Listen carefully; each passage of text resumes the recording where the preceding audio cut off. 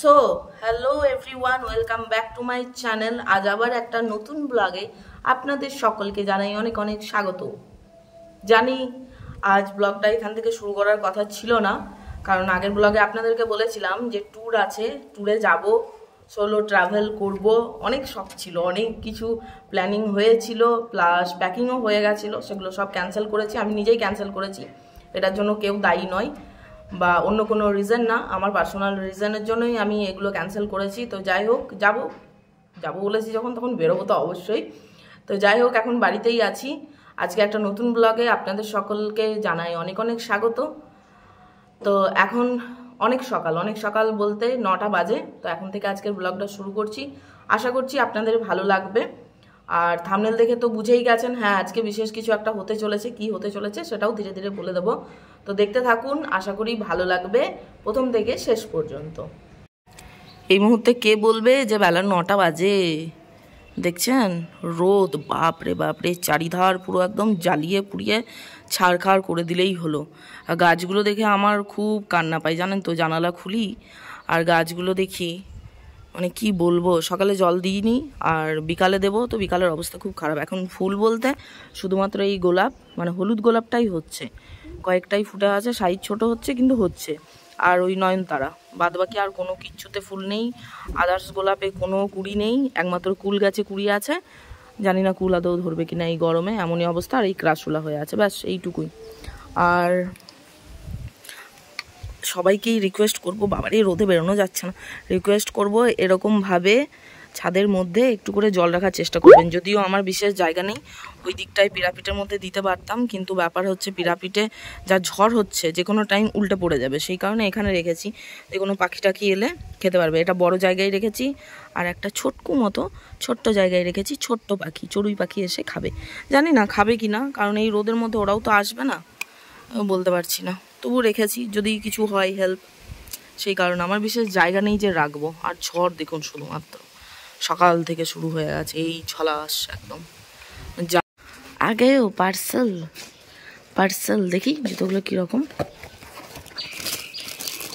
শাশুড়ি মায়ের জুতো চলে এসেছে, ফ্লাইট, সুন্দর। শরবত, চিয়ার্স।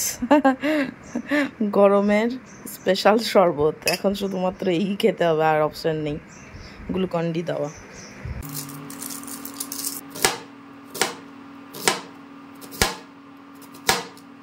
গরম পড়েছে, সেই কারণে আর কি করব, মানে সকালে ভারী কিছু খেতে ইচ্ছে করছে না, ওই জন্য শরবতে কাজ চালাচ্ছি। কারণ একমাত্র মনে হচ্ছে খাবার খাই না খাই, আপাতত ঠান্ডা জিনিস পেটের মধ্যে যাক, তাহলে যেন শরীরটা ঠান্ডা হবে, এরকম একটা অবস্থা। সেই কারণে সকালে টিফিন কিচ্ছুই বানাইনি, শুধুমাত্র গ্লুকন্ডি দিয়ে একটু শরবত বানালাম, ওই খেয়ে নিলাম, ব্যাস দুজনের হয়ে গেল। কারণ মুখের মধ্যে এতটুকু খাবারের ইচ্ছে নেই, যে পরিমাণ খাবার খাই তার অর্ধেক হয়ে আছে, দুজনেরই সেম। দুজনের মানে কি, গোটা বিশ্বেরই সেম এখন।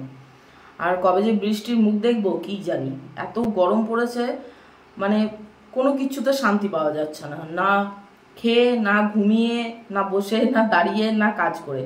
রান্নাঘরে ঢুকলে তো মানে সেই ঘেমে একদম যাচ্ছে তাই অবস্থা। সিম্পল সাদামাঠা রান্না করব এই গরমে। তো বললাম যে আজ সাদামাঠা রান্না করব। সাদামাঠা রান্নায় আজকে থাকবে চিকেন।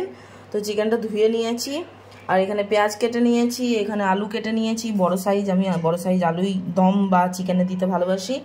আর আজকের প্রসেসটা হবে একদম অন্য রকম, ঠিক আছে। এটা ম্যারিনেট করব। ম্যারিনেট করার জন্য প্রথমে দেব হচ্ছে আদা রসুনের পেস্ট, এই শেষ হয়ে যাবে দিলেই, পুরোটাই দিয়ে দিচ্ছি, তাহলে আবার ম্যারিনেট করে দেবো, বুঝলাম। দিয়ে দিলাম আদা রসুনের পেস্ট। এবার দেব, হাতটা ধুই, দেব হচ্ছে হলুদ গুঁড়ো,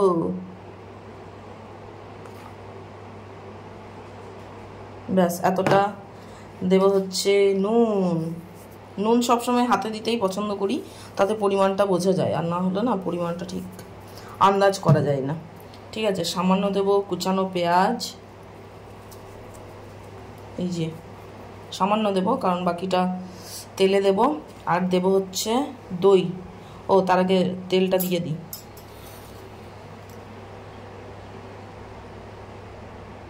2 চামচ, আরেক চামচ, 3 চামচ, তো 3 চামচ তেল দিয়ে তারপর দিয়ে দেবো টক দই,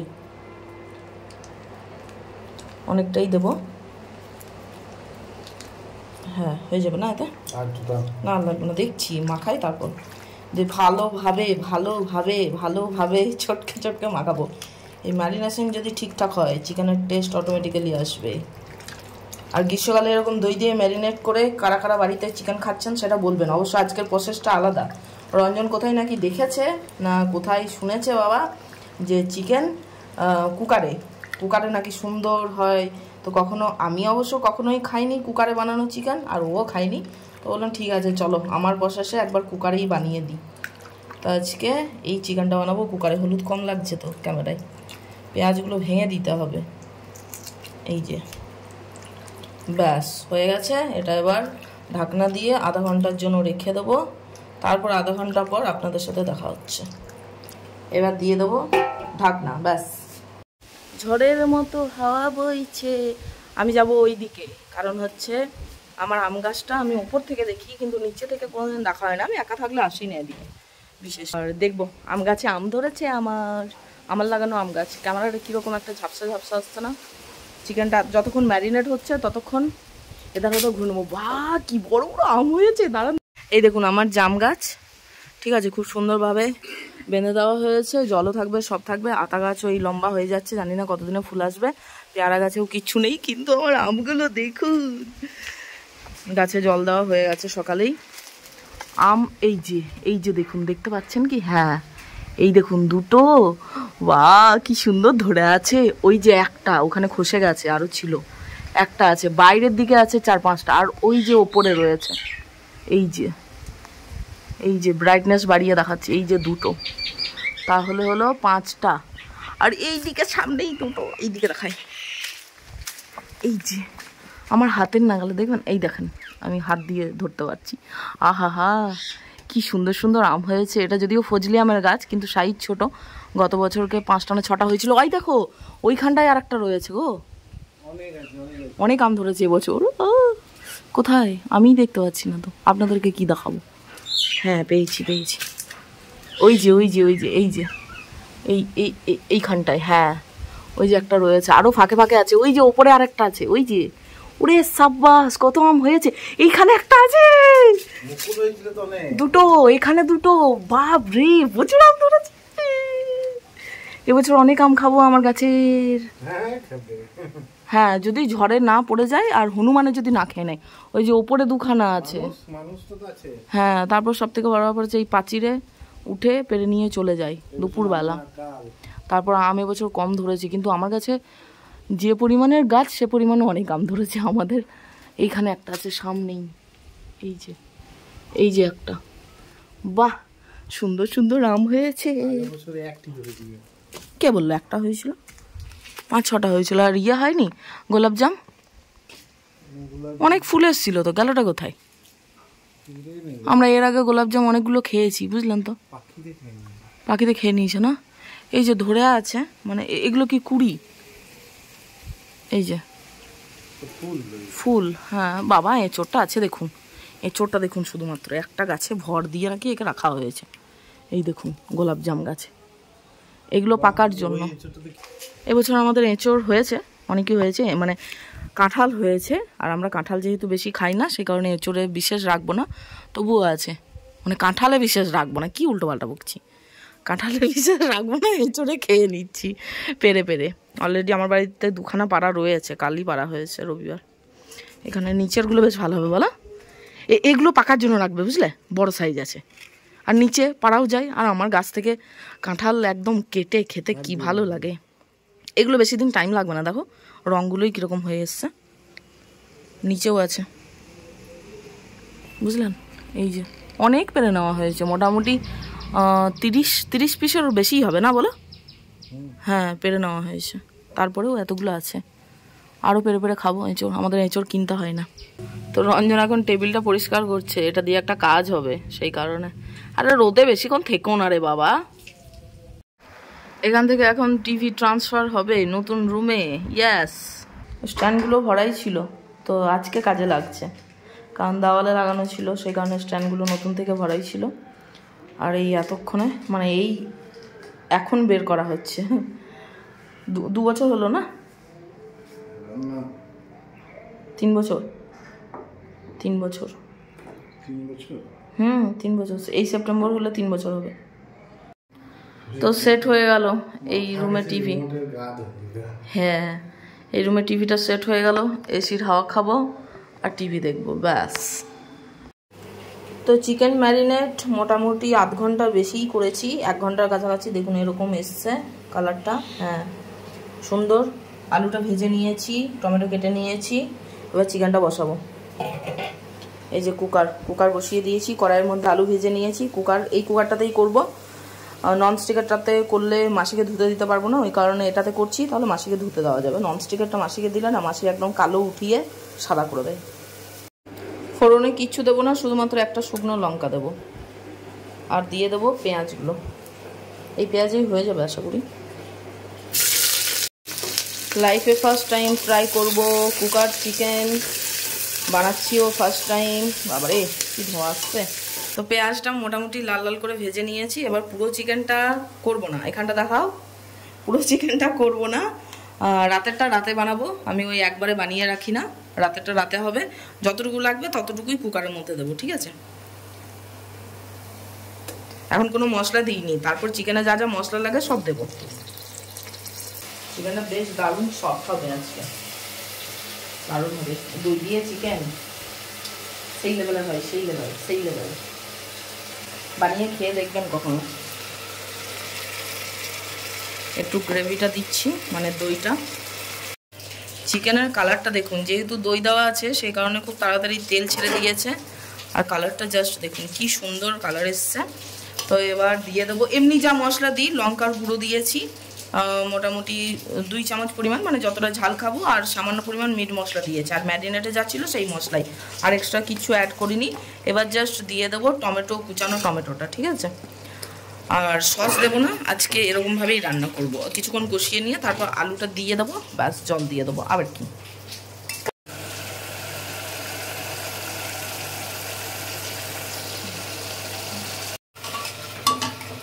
ব্যাস এবার দেবো জল। আর এটাই হচ্ছে মেন ব্যাপার, যে জলের পরিমাণটা জানতে হবে, কারণ এতে তো জল ফুটে মরার কোনো চান্স নেই যে জল কমে আসবে। খুব পাতলা ঝোল হয়ে যাবে না হলে বেশি জল দিলে। আর এটা মাটন নয় যে আবার কড়াইয়ে দিয়ে আবার ফুটাবো, জলটা মরবে, এরকম কোনো ব্যাপার নেই। সেই কারণে একটু কম জল হলে ক্ষতি নেই, কিন্তু বেশি দেওয়া যাবে না, বুঝছেন? আমি প্রথমবার যেহেতু করছি কুকারে, সেহেতু আমার একটু ভয় করছে যে কীরকম কি পরিমাণ জল ঠিক হবে, কয়টা সিটি দিতে হবে, সেইটাও একটা সমস্যার ব্যাপার। দেখি ফার্স্ট টাইম ট্রাই করছি, অসুবিধা নেই। দেখতে তো হয় সবই এক্সপিরিয়েন্স করে। তো এবার হয়ে গেছে, আর জল দেবো না, ঢাকনাটা জাস্ট লাগিয়ে দেবো।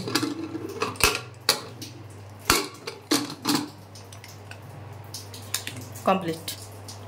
দেখুন চিকেনটা নামালাম, ওই 3টে সিটি দিয়েছি, দারুণ কালার হয়েছে। আর সিদ্ধটাও চেক করলাম, একদম পারফেক্ট। এবার ঢেলে নেবো, তাহলেই হবে। দেখুন বাটির মধ্যে ঢেলে নিয়েছি। এবার খেতে কেমন হয়েছে সেটা খাওয়ার সময় বলতে পারবো। আলুগুলোও সিদ্ধ হয়ে গেছে, চিকেনটাও হয়ে গেছে, আর কালারটা আর কি সুন্দর গন্ধ বেরিয়েছে। প্রথমবার ট্রাই করব, ভালো লাগলে আপনাদেরকে বলবো এরকমভাবেই বানিয়ে খেতে। চট জলদি বানানো যায় কিন্তু। গুড ইভিনিং এভরিওয়ান, সন্ধ্যাবেলা আবার ব্লগটা কন্টিনিউ করছি।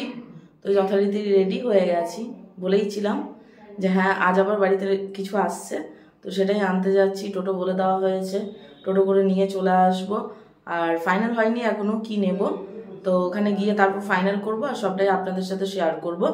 দেখতে থাকুন।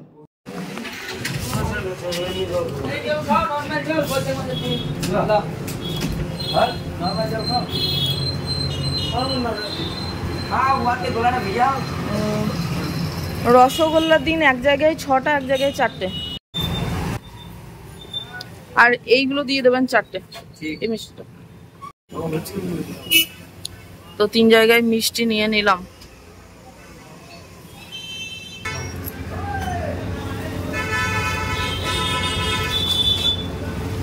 মা এই প্যাকেটটা তোমার, বাড়িতে এসির জন্য মিষ্টি খাওয়ালাম। আর এইটা আছে আমার আর শাশুড়ি মায়ের। কি বানিয়েছো ওটা? নতুন রেসিপির একটা খাবার। নতুন রেসিপি? ডিম দেওয়া তো নিশ্চয়ই হবে না, বেসনের কিছু একটা হবে লাগছে না? সাবাস, বাড়ি আসবো বলেছি যে বাবা মায়ের হয়ে গেছে শুরু। হ্যাঁ হ্যাঁ, ঢোকলা। তাহলে এতে স্ট্যান্ড রয়েছে, কিন্তু আমি অত ভারী কিচ্ছু খেতে পারবো না। দিদি এসেছে, ওই যে মিষ্টির প্যাকেট, এই যে কই আয় মিষ্টি দেয়নি। ধনু মিষ্টি খাওনি?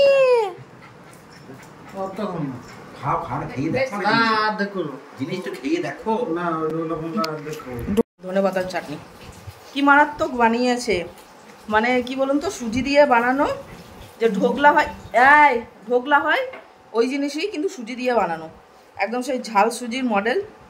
দারুণ লাগছে খেতে। রেসিপিটা একদিন শেয়ার করো গো মা।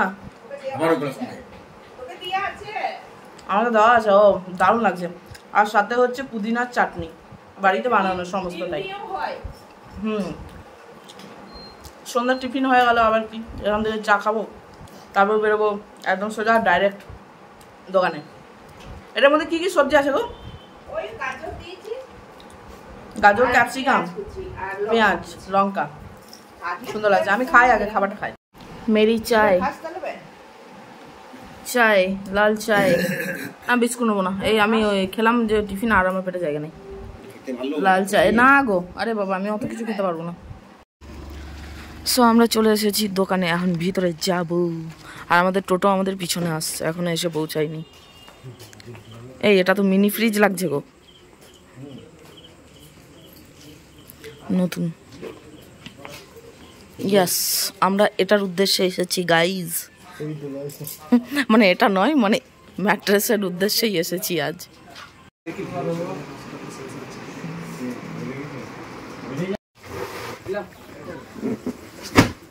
এই কালারটা